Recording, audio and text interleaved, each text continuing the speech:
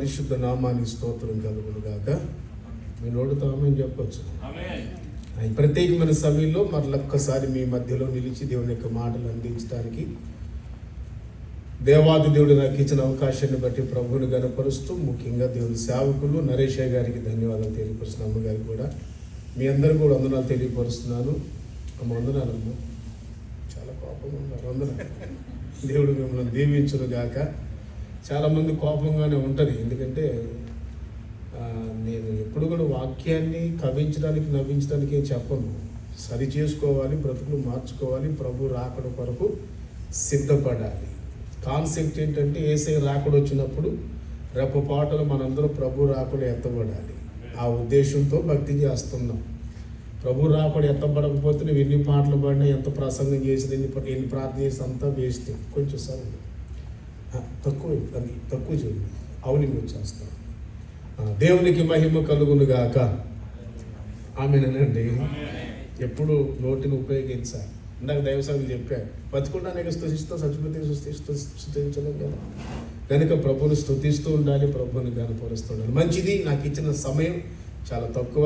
దాదాపుగా చెప్పాలంటే ఇండియాలో 3 గంటలు ప్రసంగం చేస్తూ నిలబడితే కదా, అలాంటి సందేశాలు దేవుడు మాకు ఇస్తూ వస్తున్నారు. కనుక ఇక్కడ సందర్భాన్ని బట్టి కొద్ది నిమిషాల దేవుని యొక్క వాక్యాన్ని మీద ఉంచాలని, ప్రభు నా మనసులో పెట్టిన ఆలోచన మీకు తెలియపరచాలని ప్రేమతో జ్ఞాపకం చేసి శ్రద్ధగా వాక్యాన్ని వినండి. పరిశుద్ధాత్మ దేవుడు తన వాక్యము ద్వారా మనతో మాట్లాడును గాక. ఆమేనమ్మా గట్టిగా. నేటి మన ధ్యాన నిమిత్తం యోబు గ్రంథం 12వ అధ్యాయం. చూడండి, వాక్యం చూడండి. మాకు తెలుసు అన్నట్లు కూర్చోకూడదు, తప్పు. దేవుని స్థితులు అందరూ నిమిత్త మాత్రులమే. మనకి అంత తెలుసా, ఏమీ తెలియని వ్యక్తులుగా మనం ఉండాలి. నాకు అంత తెలుసు అంటే మనకి టైం దగ్గర పడ్డదని అర్థం. మనకి ఇంకా ఏం తెలియదు, నేర్చుకోవాలి. క్రైస్తవుడు నిత్య విద్యార్థి. నమ్మితామని చెప్పాలి గట్టిగా. క్రైస్తవుడు నిత్య విద్యార్థి, సత్యంత వరకు నేర్చుకుంటూనే ఉండాలి. కనుక విషయాన్ని గమనించాలని జ్ఞాపకం చేస్తూ యోబు గ్రంథం, దయచేసి ఇంకా ట్రాన్స్ఫర్ సర్వీస్ ఆఫీస్ అక్కడక్కడ గుట్టుకు కూర్చుంటే బాగుంటుందని జ్ఞాపకం చేస్తున్నాను. యోబు గ్రంథం 12వ అధ్యాయం 7వ వచనంలో రాయబడిన ఒక్క మాట మనం చదువుకుందాం. చదువుతారు. అయినను మృగములను విచారించుము, అవి నీకు బోధించును. ఆకాశ పక్షులను విచారించుము, అవి నీకు తెలియచేయును. చాలండి. దేవుడు తన పరిశుద్ధ వాక్కుని మన వెనుకడిలో దీవించును గాక. కొన్ని విషయాలు నా వైపు చూస్తూ వినాలని ప్రేమతో జ్ఞాపకం చేస్తున్నాను. దేని బిడ్డలారా, మరలా ప్రేమతో జ్ఞాపకం చేస్తున్నాను. ప్రభు నాకు ఇచ్చిన ప్రత్యక్షత ఆశీర్వాదాల గురించి చెప్పాలి, దేవుని గురించి చెప్పాలని కాదు. కాన్సెప్ట్ ప్రభు రాకడ కొరకు మనం సిద్ధపడాలి, అంతే. ఈ లోపల ఆశీర్వాదం ఉన్న స్తోత్రమే, ఆ మాట మీరు చెప్పాలి. లేకపోయినా స్తోత్రమే, తిన్నా స్తోత్రమే. అది నా కాన్సెప్ట్, అది నా ఉద్దేశం. ప్రభు నా దగ్గర నేర్చుకున్నటువంటి విషయం. కనుక ప్రభు సన్నిధానంలో కొనసాగుతున్న మనం ఆలోచన చేసినట్లయితే యోబు భక్తులు చక్కని మాటలు తెలియపరుస్తున్నాడు. ఏమని రాస్తున్నాడంటే, మృగములను విచారించండి, అవి మీకు చెప్తాయి. ఆకాశ పక్షులను అడగండి, అవి కూడా మీకు చెప్తాయి. విచారించడం అంటే బాధపడుతుందని అర్థం కాదు, ఎంక్వైరీ చేయటం. దేని విచారించని అడగండి, మృగములను అడగండి. భయంకరమైనటువంటి మృగములు అడిగితే అవి మీకు తెలియపరుస్తాయి. ఆకాశ పక్షులను అడగండి, అవి కూడా మీకు తెలియపరుస్తాయి అని అన్నా. అదేంటి, ఏం తెలుసుకోవాలి అని వాక్యాన్ని గమనిస్తే, ఈ లోకంలో ప్రభు మనకు బుద్ధి కలగటానికి, మన జ్ఞానం కలగటానికి, మన దేవుని కొరకు ఎలా బ్రతకాలి ఇంకా పూర్తిగా నేర్చుకోవటం లేదు కనుక, ఇంకా మనకు అర్థం కావట్లేదు కనుక, నువ్వు ఎలా బ్రతకాలో, ఒకవేళ నీకు ఇంత వయసు ఉంది, ఇంత తెలివి ఉంది, ఇంత జ్ఞానం ఉంది, కానీ నువ్వు దేవుని కొరకు ఎలా బ్రతకాలో నీకు అర్థం కావట్లేదు కనుక, ఒకవేళ నువ్వు ఎలా బ్రతకాలో తెలుసుకోవాలంటే మృగములను విచారించు, ఆకాశ పక్షులను విచారిస్తే అవి నీకు బోధిస్తాయి అని ప్రభు తెలియపరుస్తున్నా. ఒక మాట చెప్పాలంటే, ప్రభు యేసుక్రీస్తు వారి లోకంలో దేని బిడ్డలారా ఉండగా మానవుని యొక్క సృష్టి ఎంతో విలువైనది. ఒక మాట చెప్పాలంటే, ఎన్నో రకాల సృష్టిని భూలోకంలో దేవుడు సృష్టించాడు. సమస్తాన్ని కలుగునుగాక అంటే సమస్తం కలిగాయి తన మహత్తరమైన మాట ద్వారా పలికిన వెంటనే. కానీ దేని బిడ్డ మనుషులు తయారు చేసేదానికి కలుగునుగాక అని దేవుడు చెప్పలా. తానే స్వయంగా దిగివచ్చి తన స్వహస్తాలతో చక్కగా ఒక బొమ్మను చేసి, ఆ బొమ్మ యొక్క నాసిక రంధ్రాలలో జీవవాయువు ఊదినప్పుడు నరుడు జీవించే ఆత్మాయని చెప్పి ఆదికాండం 2వ అధ్యాయం 7వ వచనంలో మనం చూస్తాం. ఆ రీతిగా దేవుడు మానవుని తయారు చేసిన తర్వాత దేని బిడ్డరా, ఇంత హైట్, ఇంత వెయిట్ ఉన్నటువంటి మానవునికి ఇంకా ఎలా దేవుని కొరకు బ్రతకాలో, ఇంకా దేవుని కొరకు ఎలా జీవించాలో అర్థం కావట్లేదు. ఎంతమంది చెప్పగలరండి? ఈ లోకంలో ఇక్కడ ఉన్న మనందరం నిజంగానే దేవుని ఇష్ట ప్రకారం బ్రతుకుతున్నాను అన్న వాళ్ళు చేతులు ఎత్తండి.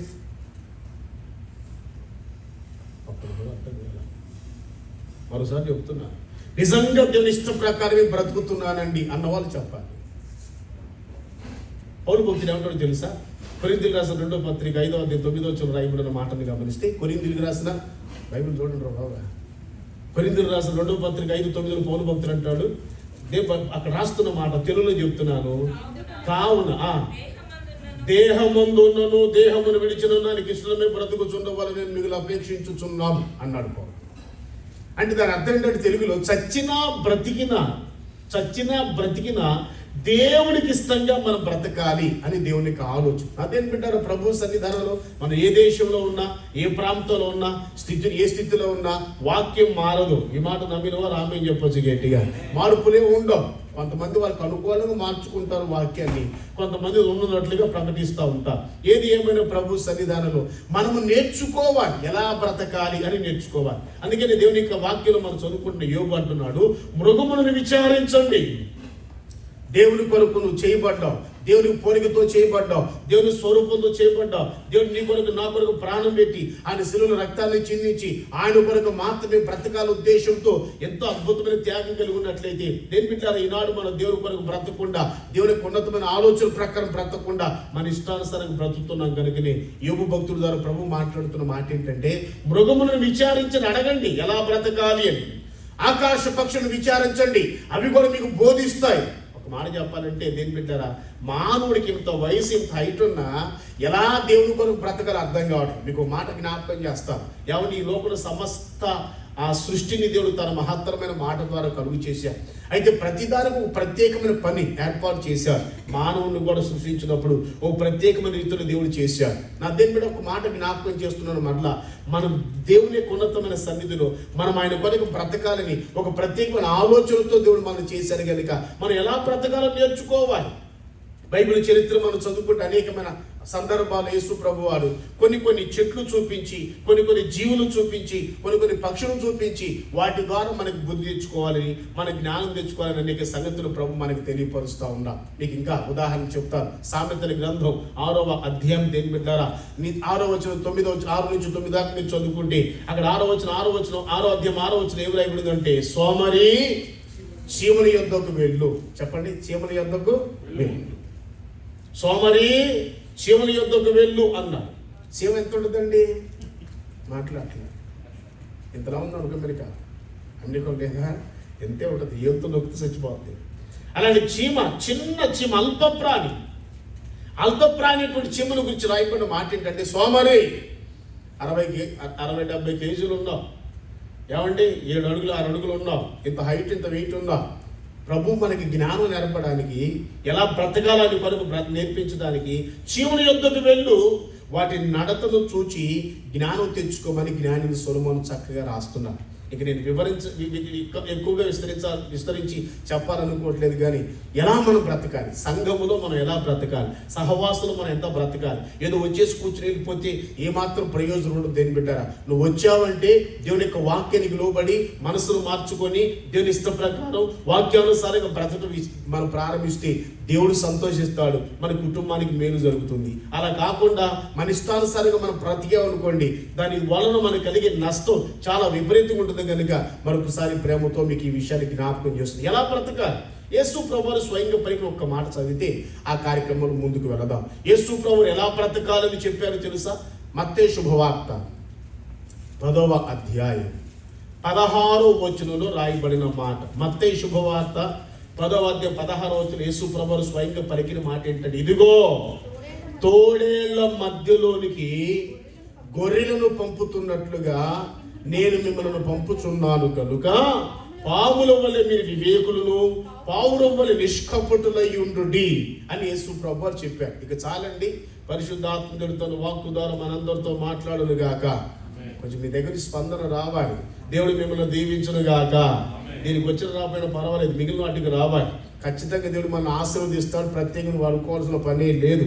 ఆశీర్వాదం అంటే ఉంది అంటే అది మన కొరకే దేవుడు సిద్ధపరిచారు. నమ్మిన వారు దేవునికి మహిమ కలుగును గాక. కనుక ప్రార్థనాపూర్వక విషయాన్ని గమనించాలి. ఎలా బ్రతకాలి లోకం? సంఘంలో నువ్వు ఎలా బ్రతకాలి, సమాజంలో నువ్వు ఎలా బ్రతకాలి దేవునికి ఉద్దేశించాడు అని వాక్యాన్ని గమనిస్తే యేసు ప్రభువు వారు స్వయంగా పలికినటువంటి మాట. తాను పరిచర్య దరిదాపుగా 33.5 సంవత్సరాలు పరిచర్య చేస్తున్న సందర్భంలో దేవుడు కూడా తన కొరకు శిష్యులు ఏర్పాటు చేసుకొని ఇద్దరిద్దరిని పరిచర్యకి పంపిస్తూ యేసు ప్రభువు వారు పలికినటువంటి అద్భుతమైన మాట ఏంటంటే, ఇదిగో తోడేళ్ల మధ్యలోనికి గొర్రె పిల్లను పంపుతున్నట్లుగా నేను మిమ్మల్ని పంపుతున్నా.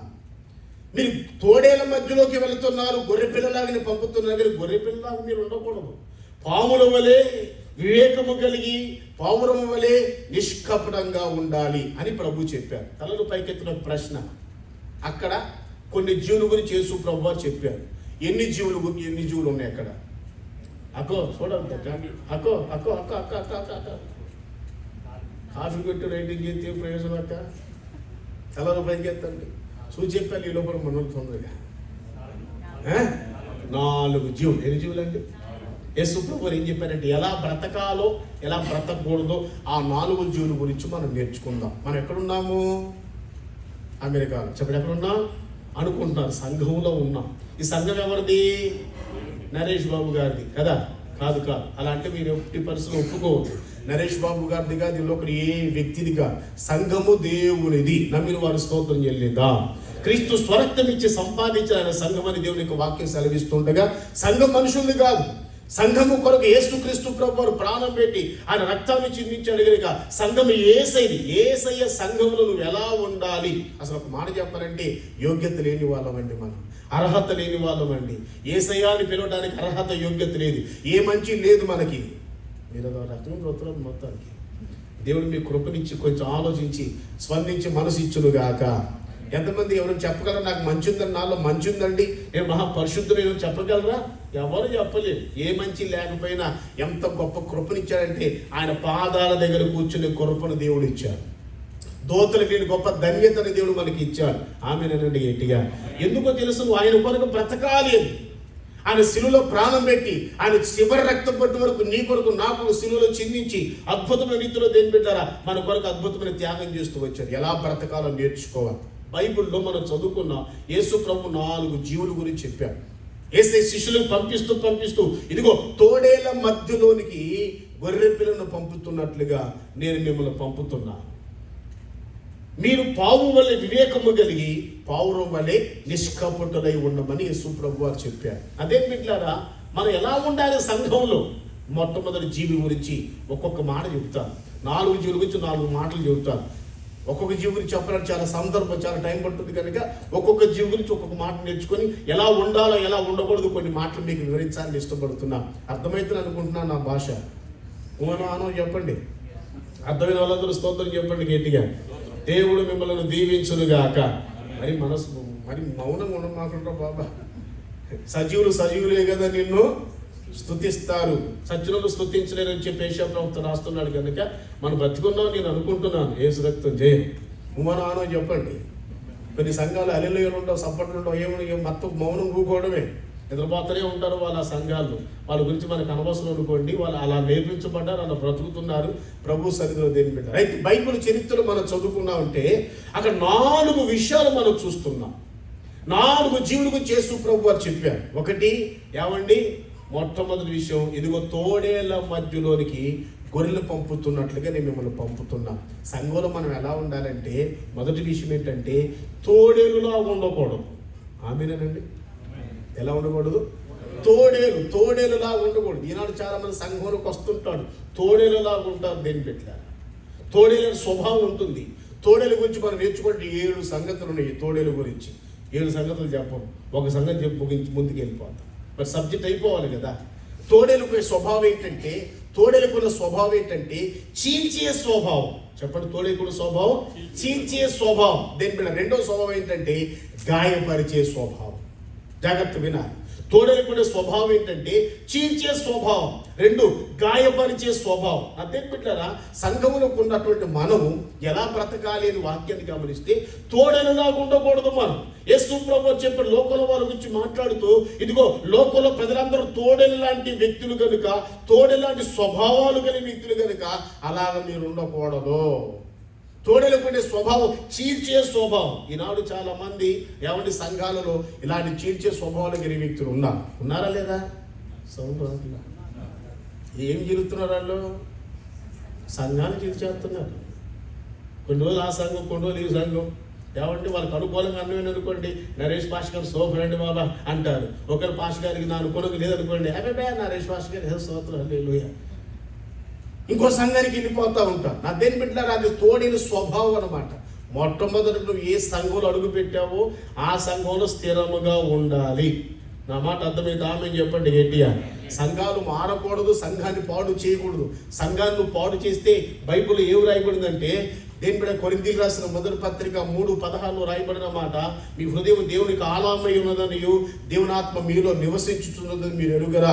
ఎవరైనాను దేవుని ఆలయంలో పాడు చేసినట్లయితే దేవుడు వారిని స్తోత్రం, దేవుడు వారిని దేని బిడ్డారా. అలాంటి పరిస్థితుల మధ్యలో నువ్వు నిజంగా సంఘంలో ఎలా ఉండాలంటే, సంఘానికి మేలుకరంగా, సంఘానికి దీవెనకరంగా, సంఘానికి ఆశీర్వాదకరంగా ఉండాలి. నిన్ను బట్టి సంఘంలో మేలు పొందాలి, నిన్ను బట్టి సంఘం విస్తరించబడాలి, నిన్ను బట్టి సంఘానికి క్షేమం కలగాలి.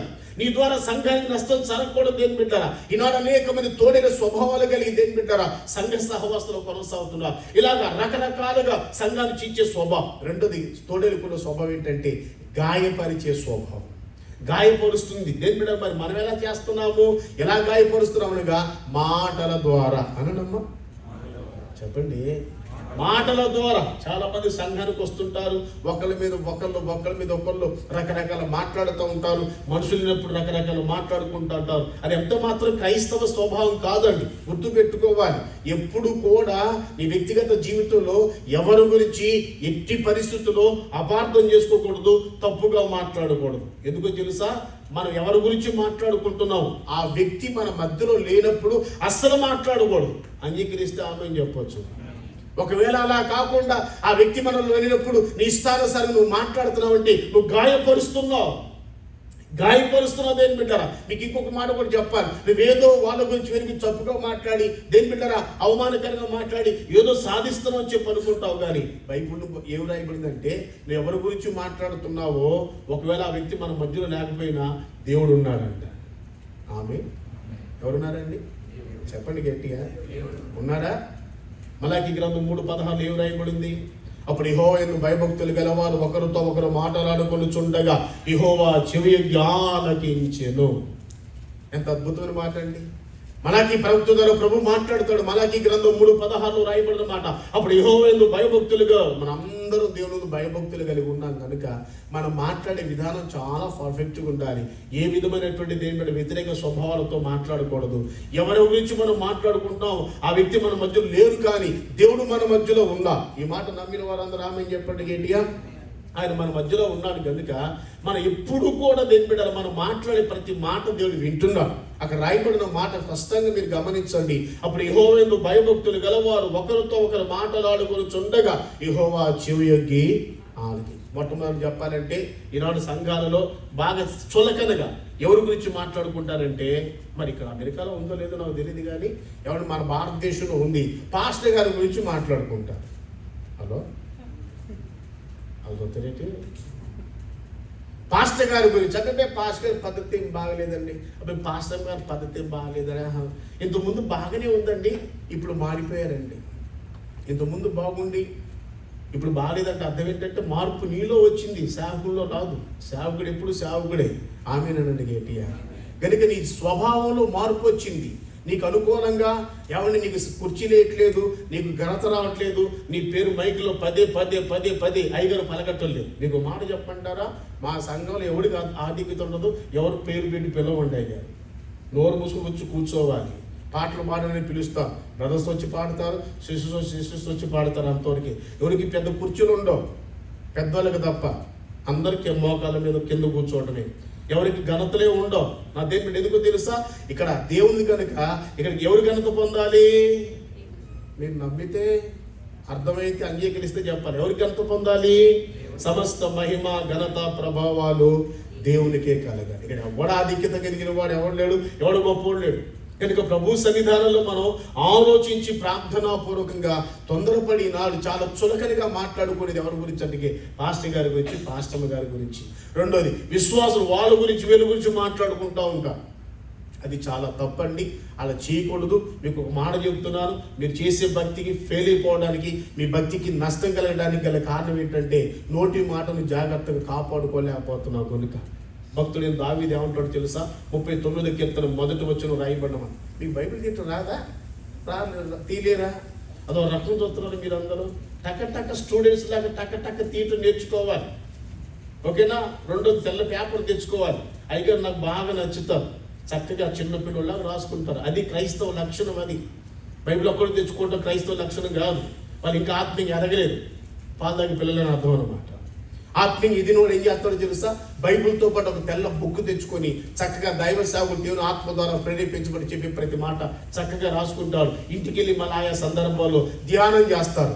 బెరాయా సంఘస్థుల్లాగా.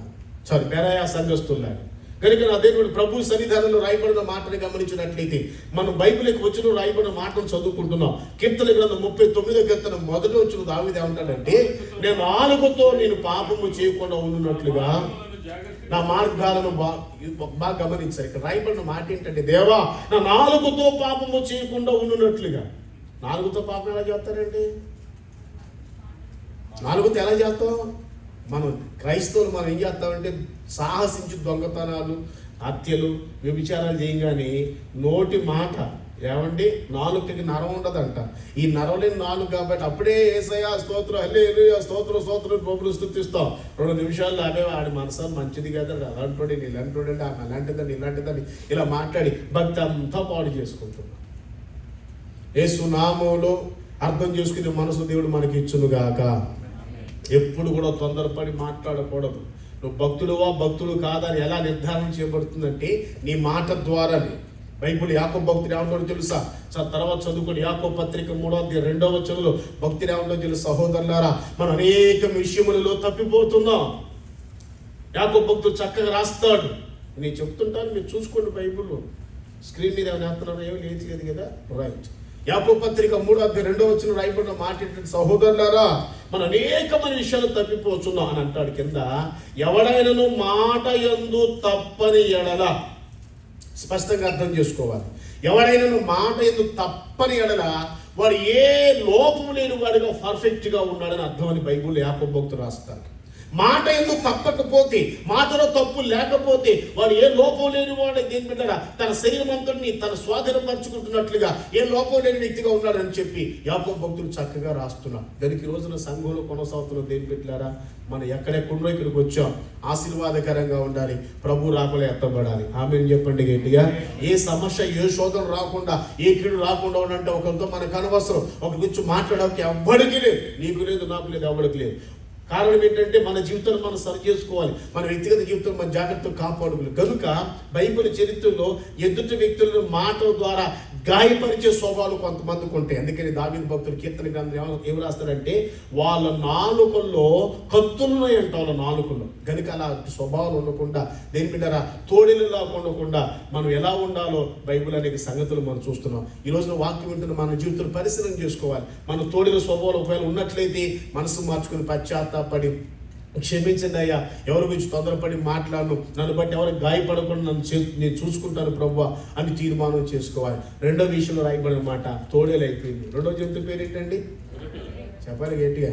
తోడేల మధ్యలోనికి గొర్రె పిల్లను పంపుతున్నాను అన్నాడు యేసయ్య.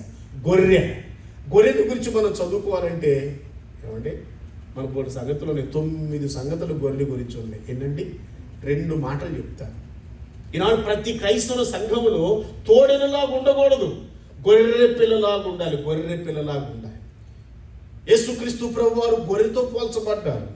లోక పాపము మోసుకొని పోవచ్చున్న దేవుని గొర్రె పిల్ల అన్నారు. యెషయా గ్రంథం 53వ అధ్యాయంలో రాయబడిన మాటని గమనిస్తే యేసు ప్రభువు గురించి రాయబడిన మాట, అతడు వదకు తేబడిన గొర్రె పిల్ల వలె బొచ్చు కత్తిరించు వాని యొద్ద మౌనంగా ఉన్నాడని చెప్పి యేసు ప్రభువు గురించి రాయబడిన మాటను మనం చూస్తున్నాం. క్రైస్తవుడా, దేవుని బిడ్డ, సంఘములో ఒక గొర్రె పిల్ల లాంటి స్వభావం కలుగున్నట్లయితే అది నీకు మేలు, నీకు ఆశీర్వాదం, నీకు దీవెన, నీ తర్వాత నీ పిల్లలకి, ఆ తర్వాత ఆ పిల్లలకు ప్రభు రాక ఆలస్యమైతే మన కుటుంబాలు దీవెనకరంగా ఉండాలంటే సంఘము దేవునిది కనుక ఈ దేవుని సంఘంలో ఒక గొర్రె పిల్ల స్వభావం కలిగి మనం బ్రతకాలి.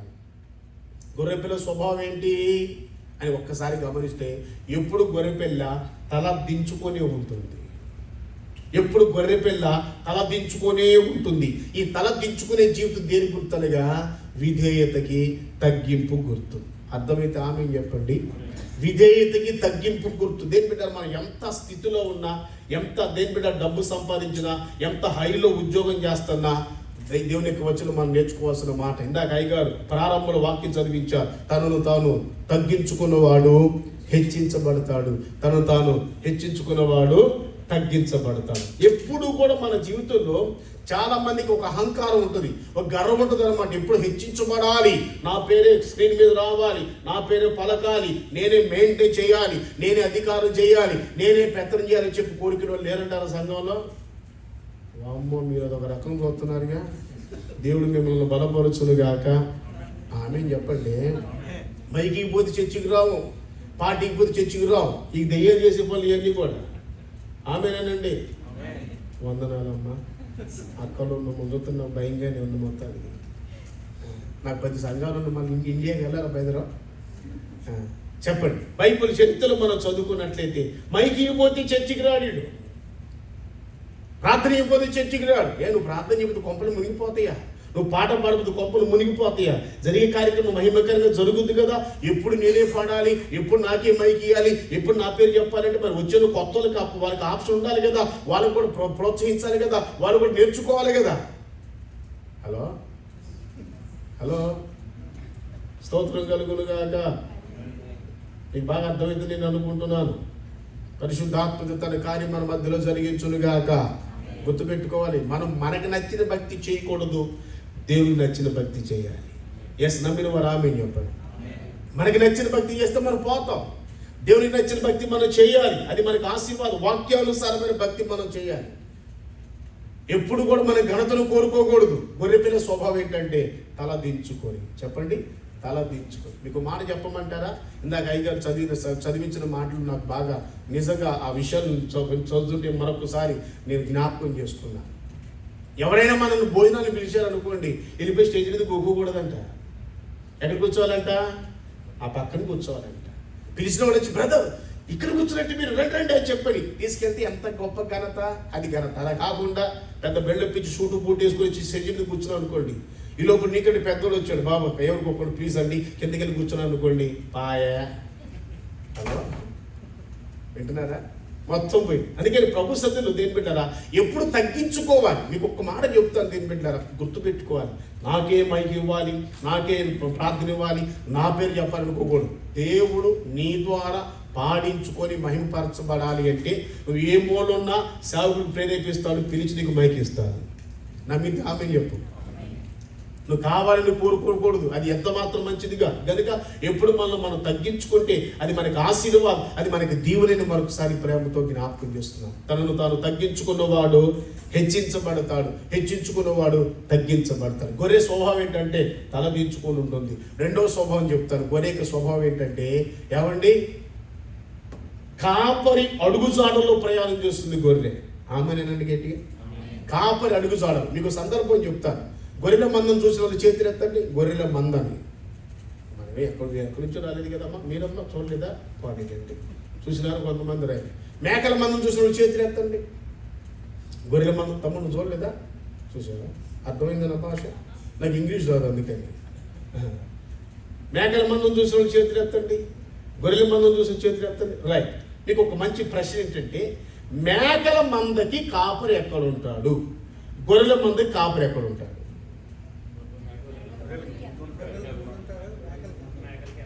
ఎందుకని? మేకలు కొవ్వు ఎక్కువ. హలో, మేకలకి కొవ్వు ఎక్కువ అని చెప్తున్నాను. అది మేకల మందకి కాపరి వెనకుంటాడు, గొర్రెల మందల కాపరి ముందుంటాడు. ఎందుకు తెలుసా? గొర్రెలు ఎన్ని వందలున్నా ఎన్ని వేలున్నా కాపరి వెళ్ళిపోతా ఉంటే దేని పెట్టారా, గొర్రెలు కాపరి అడుగు చాడులోనే ప్రయాణం చేస్తాయి. ఆ యొక్క గొర్రె యొక్క స్వభావం. మేకలకి దేని పెట్టారా, అవి తిరుగుబాటు స్వభావానికి గుర్తున్నమాట బైబిల్ ప్రకారం. ఎక్కడ గోడ మీద పేపర్ కనబడితే గోడ మీద కాళ్ళు వేస్తాయి, తిన్నగా రావాలి చక్కగా.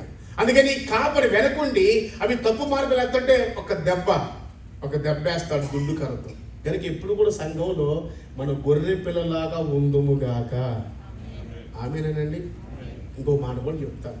యేసు ప్రభువు ధవళ సింహాసనం తీర్పు అన్నారు. చెప్పండి అమ్మా. ఫైనల్ జడ్జిమెంట్ అంటారు కదా. ఆ ధవళ సింహాసనం తీర్పు అప్పుడు మత్తయి సువార్త 25వ అధ్యాయం మీరు తర్వాత చదువుకోండి. యేసు ప్రభువు వారు అక్కడ విశ్వాసులు అందరినీ పోగు చేశారు. ఆయన మహిమగల సింహాసనం మీద కూర్చున్నప్పుడు అక్కడ వాడిన మాట ఏంటంటే, కుడి చేతు వైపు అమ్మమ్మ చూసి చదివి తీయలేమమ్మా, చూడకుండా చదవాలమ్మా, చూసి చిన్న పిల్లలు చదువుతారు, ఓకేనా? కుడి చేతి వైపు గొర్రెలు, ఎడ చేతి వైపు మేకలు. గొర్రెలతో యేసు ప్రభువు ఎలా ఉన్నారు, వేరు చేశారన్నమాట. ఇప్పుడు మన సంఘంలో కలిసే ఉంటాం. మన స్వభావాలు మారకపోయినా, మన బుద్ధులు మారకపోయినా, మన పద్ధతి మారకపోయినా, మన బతుకు మారకపోయినా, చర్చి కాబట్టి కూకుంటాం, తప్పదు కాబట్టి పాటకలు పాటెత్తారు, తప్పదు కాబట్టి పాటకలు మైకులు చెబుతారు, తప్పదు కాబట్టి అది చెప్తారేంటి? లేకపోతే సంఘం పాడైపోద్దని ఉద్దేశంతో సేవకుడు ఎంతో క్రమంగా కాపాడుకోవాలని, నువ్వు ఎలా ఉన్నా, ఎటువంటి స్వభావాలు ఉన్నా, దేని బిడ్డ నీ పేరు చెప్తే మొత్తానికి నీకు అన్ని రకాల అవకాశాలు ఇస్తుంటారు దైవ సేవకుడు. నిన్ను బట్టి సంఘం పాడైందని ఉద్దేశంతో ఒకరోజు రాబోతున్నప్పుడు తప్పనిసరిగా వేరు చేయబడతాం. నువ్వు గొర్రెగా ఉంటే గొర్రెల గుంపులోకి, మేకగా ఉంటే నువ్వు లోబడ్డావా, నడిపింపుకు లోబడ్డావా, సేవకులకు లోబడ్డావా, సేవకుడి యొక్క అడుగుజాడలు నడిచావా, నువ్వు గొర్రెల గుంపులోకి వెళ్తావు. ఆమేన్. ఆయన చెప్తే నేను విన్నానేంటి, మాకు తెలుసు, బైబిల్ తెలుసు, 2 మంది పాటలతో మాకు పరిచయం ఉంది, ఇదే పెద్ద భక్తుడండి అని ఒకవేళ అలాంటి ఉన్నావు అనుకోండి, తద్వారా నువ్వు మేకల గుంపులోకి వెళ్ళిపోతావు. నాకు ఒక వాక్యం చదివించారు. క్రైస్తవ జీవితంలో మేలు పొందాలంటే ఒక నాయకత్వానికి మనం లోబడాలి. నమ్మితే ఆమె చెప్పండి. ఒక నాయకత్వానికి మనం లోబడాలి. హెబ్రీ పత్రిక 13:15 రాయబడినటువంటి మాటని గమనిస్తే ఇది చాలా ప్రాముఖ్యమైన విషయం మీరు నేర్చుకోవాలి. హెబ్రీ పత్రిక 13:17 పౌలు భక్తులు ఏమంటాడంటే, మీ పైన నాయకులుగా ఉన్నవారు లెక్క చెప్పవలసిన వారి వలె మీ ఆత్మలను కాయించున్నారు సహోదరులారా. వారు ఒకవేళ దుఃఖముతో పని చేసినట్లయితే మీకు నిష్ప్రయోజనం అన్నారు. పౌలు భక్తుల యొక్క ప్రస్తావన చదువుకున్నట్లయితే, సహోదరులారా మీ పైన నాయకులుగా ఉన్నవారు లెక్క చెప్పాలి. చెప్పండి, ఏ లెక్క చెప్పాలి? ఆదివారం కానుకలు ఎన్ని వచ్చాయి, చెక్కులు ఎన్ని వచ్చాయి, కోడి గుడ్లు ఎన్ని వచ్చాయి, గడిది గుడ్లు ఎన్ని వచ్చాయి, ఈ దరిద్రం కాదు. ఆమె చెప్పండి, చేతులు తగలో చెప్పండి మరి సీరియస్గా. హల్లెలూయానండి, హుషారుగా హల్లెలూయా. మీ పైన నాయకులు లెక్క చెప్పాలి. ఎవరికి లెక్క చెప్పాలి?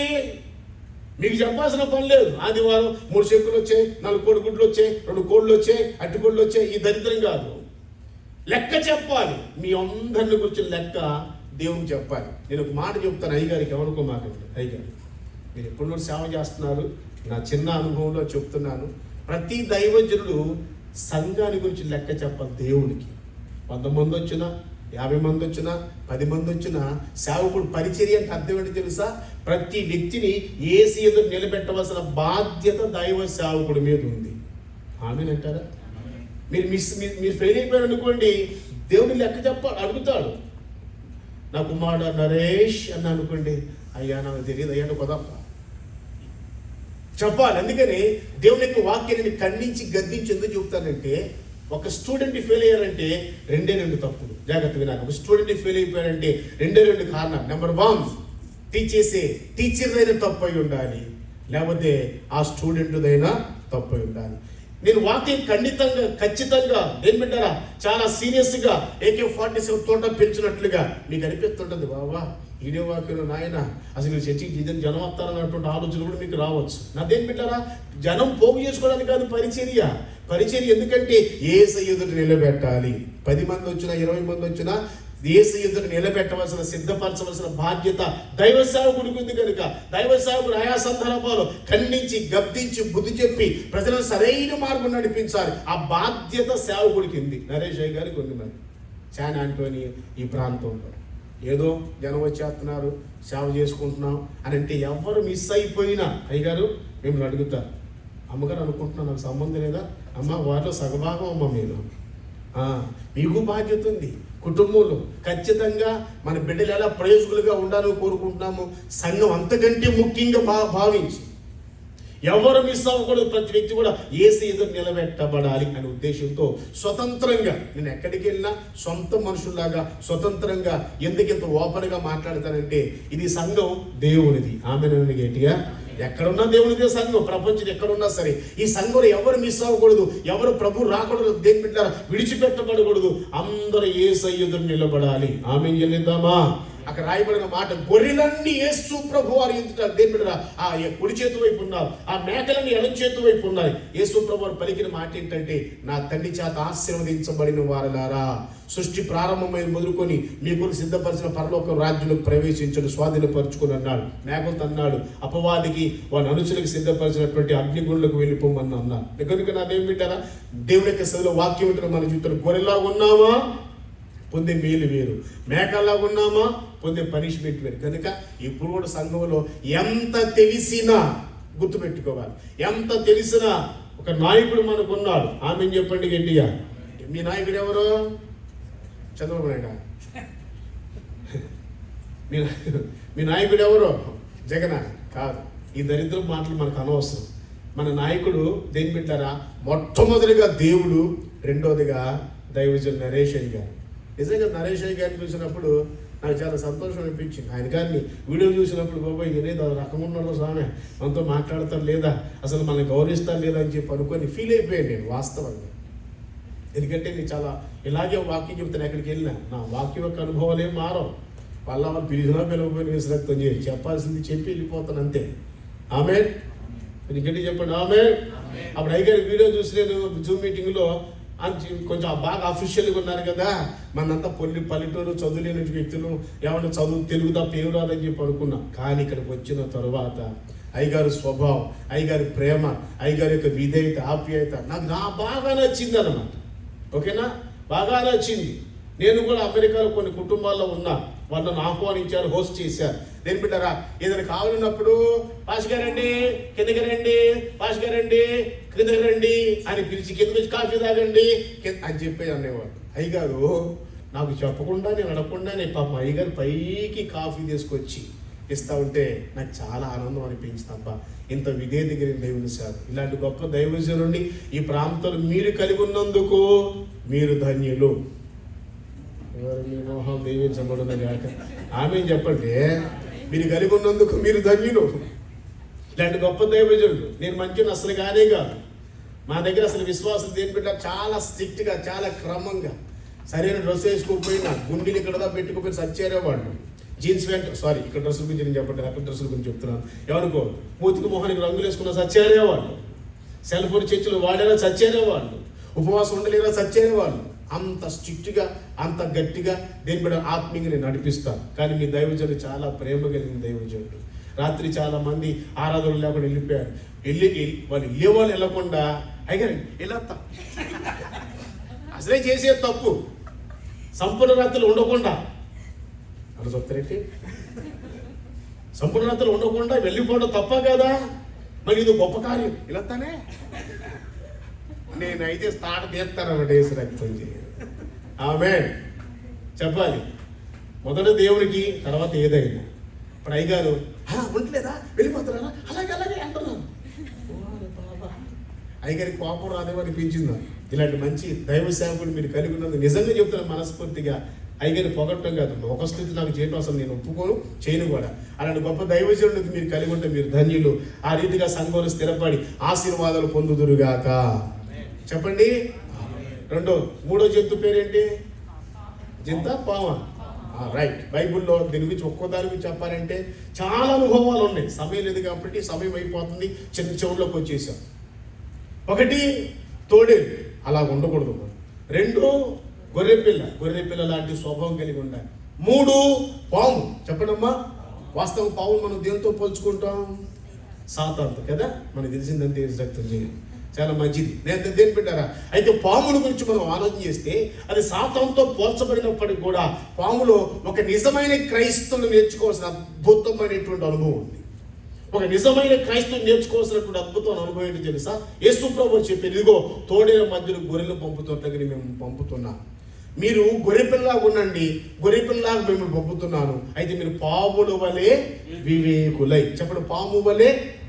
తలను పైకి ఎత్తారండి. మీరు బాగా చదువుకున్నారు కాబట్టి, ఐటీలో ఉన్నారు కనుక నేను మిమ్మల్ని ఒక ప్రశ్న అడగాలనుకుంటున్నాను. పాముకుండే వివేకం మీలో ఎవరికైనా తెలుసా? ప్రణయ్ ఇలా రూపుతున్నా చెప్పు.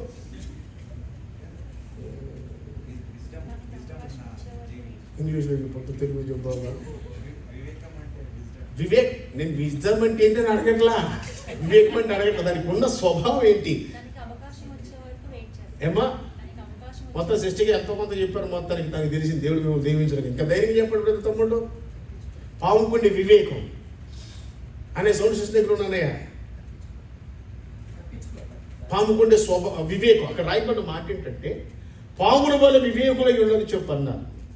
ఇంకా నాకు అర్థమైంది, మీరు ఎవరు చెప్పలేరని తెలిసినా కానీ మీరు నోరు మౌనంగా ఉన్నారు. అమ్మా సైలెంట్గా ఉంటుందా? కేకలేస్తాను. ఏ పాము కేకలేదన్నా, సైలెంట్గానే ఉంటుంది. రైట్, చెప్తాలి. చచ్చిపోయినట్టు ఆ సిస్టర్ గారు చెప్తారు, చచ్చిపోయినట్టు ఎత్తుందంట. రైట్, సరే మంచిది. మిమ్మల్ని అందరినీ దేని బిడ్డారా ఇలా అడుగుతుంటే, నేను అడుగుతుంటాను వాక్యం చెప్పేటప్పుడు మీకు ఎంతవరకు అర్థం ఉందో మీకు తెలియాలనే ఉద్దేశంతో అడుగుతుంటాను. మంచిది. పాముకుండే వివేకం ఏంటంటే సర్వసాధారణంగా దొరకదు, గుర్తుపెట్టుకోండి. సర్వసాధారణంగా దొరకదు, తప్పించుకొని అన్నారు. అన్నది చెప్పినట్టు తప్పించుకోవడానికి ప్రయత్నం చేస్తే తప్పించుకోలేదు. పొరపాటు దొరికింది అనుకోండి, దాని కర్మ కానీ వింటున్నారా, దానికి టైం దగ్గర పెట్టి దొరికింది అనుకోండి, అక్కడ వివేకం అంటే మీకు చెప్తున్నాను.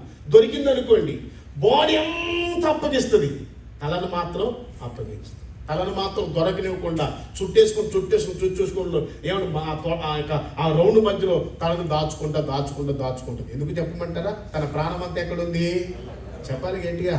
ఎవరైనా పాము చంపినప్పుడు నడు మీద కొట్టేసి 2 ముక్కలు చేసి చచ్చిపోయింది అనుకుంటారా? చచ్చిపోయిందని అనుకుంటే పొరపాటే. దేని పెట్టారా? ఆ పాము చావాలంటే దాని తలని చితక్కొట్టాలి. దాని ప్రాణం అంతా అందులో ఉంటుంది కనుక ఆధ్యాత్మిక మనం నేర్చుకో సారాంశం ఏంటి తెలుసా? పాము సాతంతో పోల్చబడినప్పుడు కూడా ఒక వివేకం కలిగింది. ఏంటా వివేకం అంటే తన ప్రాణం ఎక్కడైతే ఉందో ఆ తలను మాత్రం దొరకకుండా సాధ్యమైనంత వరకు తప్పించుకొని తలను కాపాడుకుంటూ ఉంటుంది క్రైస్తవుల జీవితంలో. ఎందుకంటే ఆ పాము ప్రాణం అంతా తలలోనే ఉంది కనుక. మరి క్రైస్తవుల ప్రాణం ఎక్కడుంది? పరిశుద్ధతలో. నా మాట అర్థమైతే ఆమె చెప్పాలి.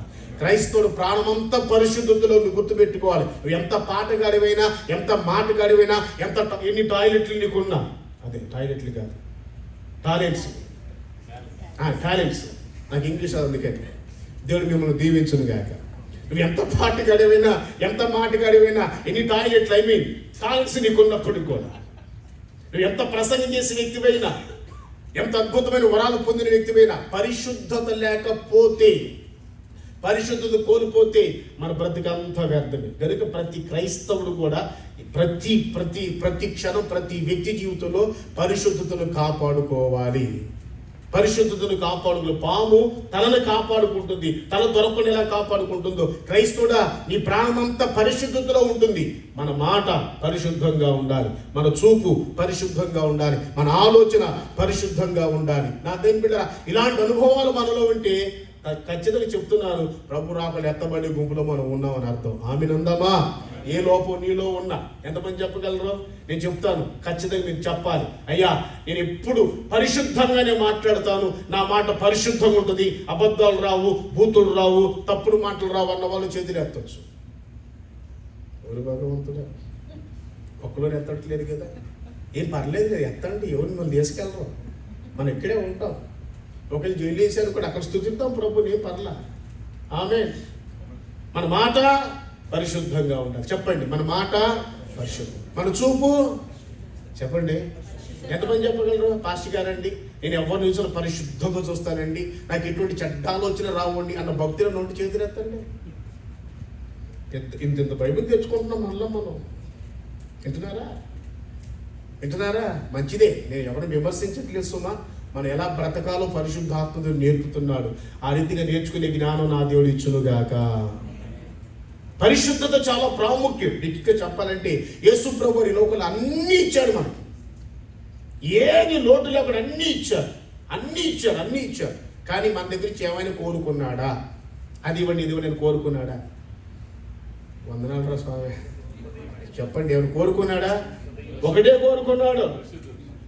యేసు ప్రభువు మనకు అన్నీ ఇచ్చాడు, అన్ని రకాల ఆశీర్వాదాలు ఇచ్చాడు. ఒకటే కోరుకున్నాడు. ఏం కోరుకున్నాడు తెలుసా? నేను పరిశుద్ధుడును గనుక మీరు కూడా పరిశుద్ధంగా ఉండండి. లేవియాకాండం 11:43-44 వచనాలు, లేవియాకాండం 19:2 పేతురు రాసిన మొదటి పత్రిక 1:14-15 వచనాలు మనం చదువుకుంటే రాయబడిన మాట, నేను పరిశుద్ధుడును గనుక మీరు కూడా పరిశుద్ధులై ఉండండి. కనుక అలాంటి పరిశుద్ధత కావాలి, అలాంటి పరిశుద్ధులుగా మనం బ్రతకాలి, పరిశుద్ధత మనం కాపాడుకోవాలి. మత్తయి సువార్త 5:8 రాయబడిన మాట, హృదయ శుద్ధి గల వారు ధన్యులు.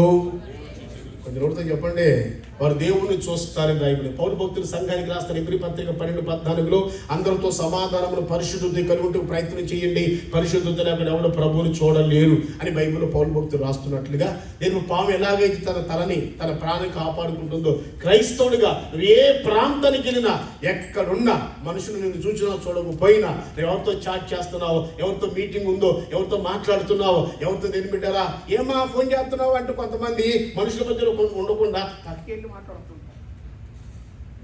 ఏంటి ఆఫీస్ కాల్ ఏ కాలంట మాట్లాడండి.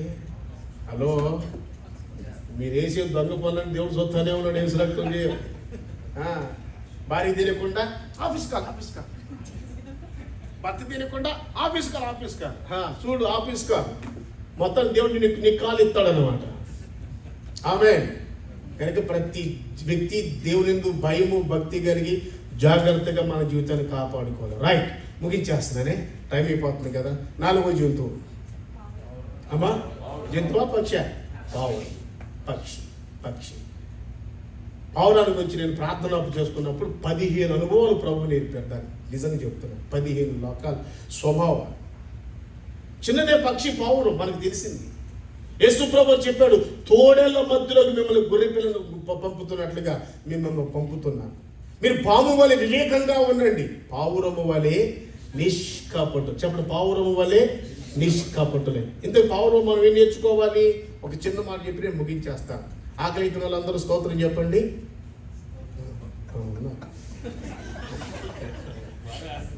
మరే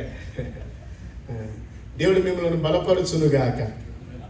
నీకు మాట చెబుతాను దేని పెట్టారా, మొదట మనం పొట్ట పూజ చేయకూడదు. మొదట దేవుని పూజ, ఆ తర్వాత పొట్ట పూజ. మన జీవితం ఏం జరుగుతుందంటే మొదట పొట్ట పూజ అయిపోతుంది. ఆ మూలం సమర్పయాలి. వింటున్నారా? ప్రభు సన్నిధానంలో కొనసాగుతూ మనం నేర్చుకో సారాంశం మీరు జ్ఞాపకం చేస్తాను.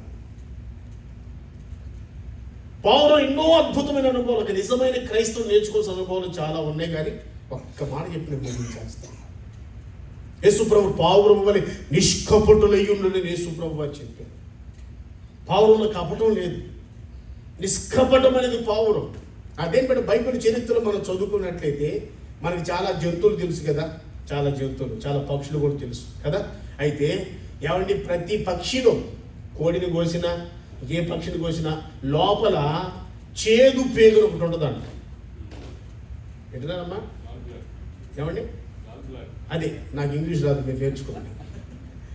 ప్రతి పక్షిని, కోడిని కోసినా ఇతర ఏ పక్షిని కోసినా దాని లోపల చేదు పేగుని ఒకటి ఉంటుంది. పొరపాటున అక్కోడికి తొందరపడిపోయి దాన్ని కోసారు అనుకోండి, కూర పాడైపోయింది. మనం తిన్నాం అనుకోండి, బంగాళాఖాతంలో వాయుగుండం. ఎక్కడ? బంగాళాఖాతంలో వాయుగుండం, ఉరుముతో కూడిన జల్లు. మీకు ఇప్పుడు అర్థమైంది ఏం చేస్తాం? చిన్నగా ఎక్కుతుంది. దేవుడు ఆ కృపనిచ్చునుగాక. పొరపాటున ఆ కోడి కోసే సమయంలో అజాగ్రత్తగా ఆ విషపు దాన్ని ఆ చేదు పేగును కోసారనుకోండి, కూరంతా పాడైపోద్ది. తిన్నాం అనుకోండి, ఇంకెక్కడ? బంగాళాఖాతంలో వాయుగుండం, ఉరుముతో కూడిన జల్లులు. దేవుని చిత్తమైతే 108 కూడా వచ్చేస్తుంది. మరి ఇక్కడ నెంబర్ ఏం నాకు తెలియదు, 911 అంట. దేవుడికి స్తోత్రం. ఆ రీతిగా దేవుని బిడ్డరా, మనం నేర్చుకున్న సారాంశం ఏంటంటే, అదే పావురాన్ని మనం కోసామనుకోండి, ఒక చిన్న వేస్ట్ పదార్థము కూడా ఉండదు. ఒక చిన్న వేస్ట్ ఇది తినకూడదు అని తీసేయడానికి ఏం లేదంట. దాని లోపల అంత అద్భుతంగా దేని మీద కపటం లేనిగా దేవుని యొక్క వచనంలో ఏ చేదు లేనిదిగా ఉంది పావురం. కపటం అంటే అర్థం ఏంటంటే, దేని మీద ఒక్క మాట చెప్పాలంటే, మనలో కుళ్ళు, కుట్ర, పగ, అసూయ, ద్వేషము, అక్కడ సుప్రార్థనం అంటే ఏమంటారు, పక్కక్క మంచి శారీ కట్టుకొచ్చింది అనుకోండి, ఈ గోకి సోడవే మూతి 33 అక్కడ తిరిగిపోతుంది మనిషికి. ఆమె కొనుక్కుంది, కట్టుకొచ్చింది, నీకు ఎందుకు అక్క? హలో, దేవునికి మహిమ కలుగును గాక. ఇదే మనలో ఉన్నటువంటి అసూయ, పగ, ద్వేషము, కుళ్ళు, కుట్ర. మనలో దేని మీద కపటం ఉంది, దాని అర్థం అన్నమాట. ఇలాంటి స్వభావాలు మనం ఉండి నువ్వు ఎంత భక్తి చేసినా, ఎంత ఏడ్చినా, ఎన్నో ఉపవాసం ఉన్నా నీకు ఏ ప్రతిఫలం రాదు. ఇంగ్లీష్లో ఒక సామెత ఉంది, ఇలాంటి కపటమైనటువంటి వ్యక్తిత్వాలు కలిగి, లోపాలు కలిగి ఉన్నట్టయితే ఏ మేలు పొందలేదు. నెక్స్ట్ మేము ఏమనుకుంటామంటే, ఏదో సామెత ఇంగ్లీష్లో, it is coming, it is going, nothing happen అన్నారు పెద్దలు. నీకు వినిచాల్సిన పని లేదు, వస్తున్నాం, వెళ్ళిపోతున్నాం. ఏం జరిగింది? ఏం జరగలేదు. బతుకు మారలేదు, జీవితం మారలేదు, ఏం మేలు పొందుకోలేదు. ఎందుకంటే స్వభావం మారాలి కదా. మళ్ళీ స్వభావం మారాలి. కుళ్ళు, కుట్ర, పగ, ద్వేషం మనలో తొలగిపోయింది. ఏమిటారా, అందరితో ప్రేమగా, అందరితో మంచిగా, అందరితో ఆప్యాయంగా కలిసి ఉంటే మంచి పవిత్రమైన జీవితం మనకు ఉన్నట్లయితే మనలో పావురం లాంటి స్వభావం ఉందని అర్థం. దేవునికి మహిమ కలుగును గాక. ఎంతమంది చెప్పగలరు, నాకు ఎవరి మీద ఎటువంటి కోపం లేదండి, పాటగలను, వాళ్ళు చేతులు ఎత్తండి, ఏసరెత్తం చేయండి. హలో, ఏదో తప్పనిసరిలో అడ్జస్ట్ అయిపోయి మనం కూర్చుంటున్నాం, కానీ అవకాశం వస్తే అస్సలు ఊరుకోను, నేను అడిగేస్తాను, ఉతికేస్తాను, ఆరేస్తాను. ఆ ల్యాండ్ షాప్ పెట్టుకో తృప్తిగా. కొంతమంది మాట్లాడాలంటే కడిగేస్తాను, ఉతికేస్తాను, ఆరేస్తాను. నా దేని పెట్టారా, నీళ్ళు అసూయ, పగ, ద్వేషం ఉంటే నువ్వు చేసిన భక్తి కాదే కాదు. స్వభావం మారాలి, మంచి మనస్సాక్షి కలిగి ఉండాలి, అందరిని ప్రేమించాలి, అందరితో కలిసి ఉండాలి, ప్రేమగా ఆప్యాయతగా ఉండాలి. ఇలాంటి జీవితాలు మనకు కావాలని ప్రభు మూలవాక్యం ఏం చెప్పాడంటే, ఆకాశ పక్షులను విచారించండి, అవి మీకు చెప్తాయి. మృగములను విచారించడం, అవి మీకు చెప్తాయి. నువ్వు ఎలా బ్రతకాలో దేవుని కొరకు, సంఘంలో నువ్వు ఎలా ఉండాలో, సంఘంలో ఎటువంటి జీవితం జీవించాలో పరిశుద్ధాత్మగా అనేక సంగతులు తెలియపరుస్తూ యేసు ప్రభువు స్వయంగా పలికినటువంటి తన మాట ద్వారా 4 జీవుల గురించి మనం నేర్చుకుందాం. తోడేళ్ళు, నువ్వు తోడేలు స్వభావం కలిగి ఉన్నావా? ఎలాంటి స్వభావం కలిగి ఉన్నావు?